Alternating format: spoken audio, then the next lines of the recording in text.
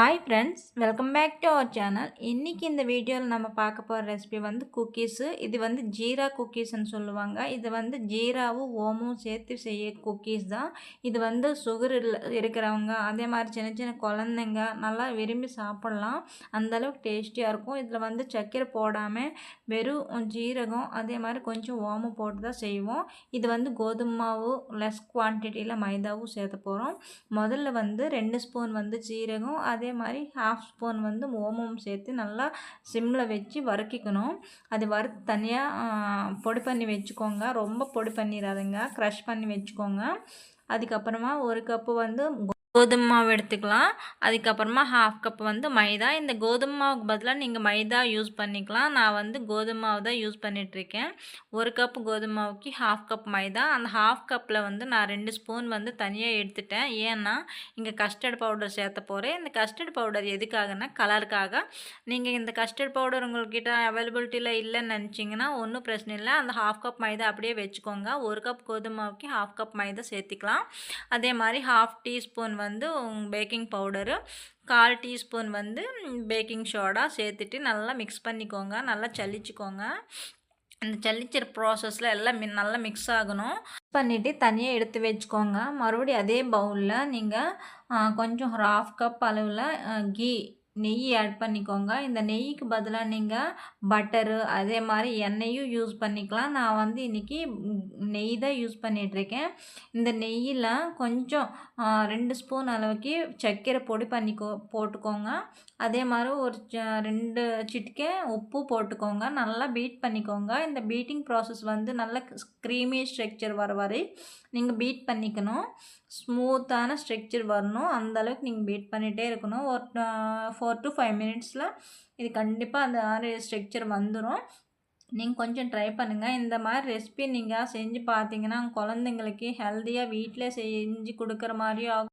கடையில் வாங்க வேண்டியது அவசியம் வராது. ஹெல்த்தியாக நம்ம வீட்டிலே பண்ணிக்கலாம். ஃப்ரெண்ட்ஸ், இங்கே வந்து நம்ம மாவு மிக்ஸ் பண்ணுறதுக்கு என்ன யூஸ் பண்ண போகிறோன்னு பாருங்கள். ஒரு 1/2 கப் வந்து காய்ச்சி ஆற வச்சிருக்க பால் தான் மிக்ஸ் பண்ண போகிறோம். ஏன்னா தண்ணி ஊற்றாமல் இருக்கணும். இந்த மாவு வந்து ரொம்ப ரஃப் பண்ணி ரொம்ப சப்பாத்தி மாதிரி ரொம்ப பிணையக்கூடாது. மேலே மேலே தான் மிக்ஸ் பண்ணணும். நல்லா மிக்ஸ் ஆகிற வரை பால் ஊற்றிட்டே இருங்க. தண்ணி மட்டும் ஊற்றிடாதுங்க. அதுக்கப்புறம் நம்ம க்ரஷ் பண்ணி வச்சுருக்கிறேன் சீரகம், ஓமம் சேர்த்து நல்லா உருண்டை மாதிரி இந்த மாதிரி சப்பாத்தி கன்சிஸ்டன்சி வர மாதிரி பண்ணிக்கோங்க. ஒரு 20 நிமிஷம் பாட்டு மேக்னேட் பண்ணி வச்சுக்கோங்க. 20 நிமிஷத்துக்கு அப்புறமா எடுத்து ஒரு வேளை இன்கேஸ் உங்களுக்கு ஹார்டாக இருந்துச்சுன்னு நினச்சிங்கன்னா கொஞ்சம் மறுபடியும் பால் ஊற்றி கொஞ்சம் மிக்ஸ் பண்ணிக்கோங்க. இந்த மாதிரி சப்பாத்தி ரோல் மாதிரி பண்ணிவிட்டு ரொம்ப லேசாக பண்ணிடாதுங்க. கொஞ்சம் திக்காக இருக்கணும். குக்கீஸ்னால் கொஞ்சம் திக்காக தான் இருக்கும். அதுக்கு வேண்டிதான் நம்ம கொஞ்சம் தனியாக எடுத்து வச்சுருக்கிறேன் ஓமம் வந்து கொஞ்சம் மேலே போட்டுக்கணும். போட்டு மேலே தான் லேசாக அது வந்து சப்பாத்தி ரோல் மாதிரி பண்ணணும். பண்ணிவிட்டு இந்த மாதிரி ஷேப் கொண்டு வந்துடணும்.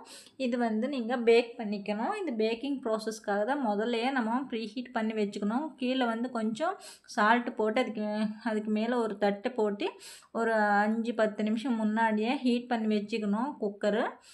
அதுக்கப்புறமா நம்ம கட் பண்ணி வச்சுருக்க குக்கீஸில் நம்ம ஒரு ஃபோர்க் வச்சு மேலே லேசாக சின்ன சின்ன ப்ரெஸ் பண்ணி வச்சுக்கணும். அந்த குக்கீஸ்க்கு மேலே இந்த மாதிரி ப்ராசஸிங் நம்ம பண்ணால் அந்த குக்கீஸ் வந்து ஈவனாக குக் ஆகும். உள்ளே போய் நல்லா குக் ஆகி நமக்கு க்ரன்ச்சியாக சாப்பிடும்போது நல்லா டேஸ்ட் வரும்.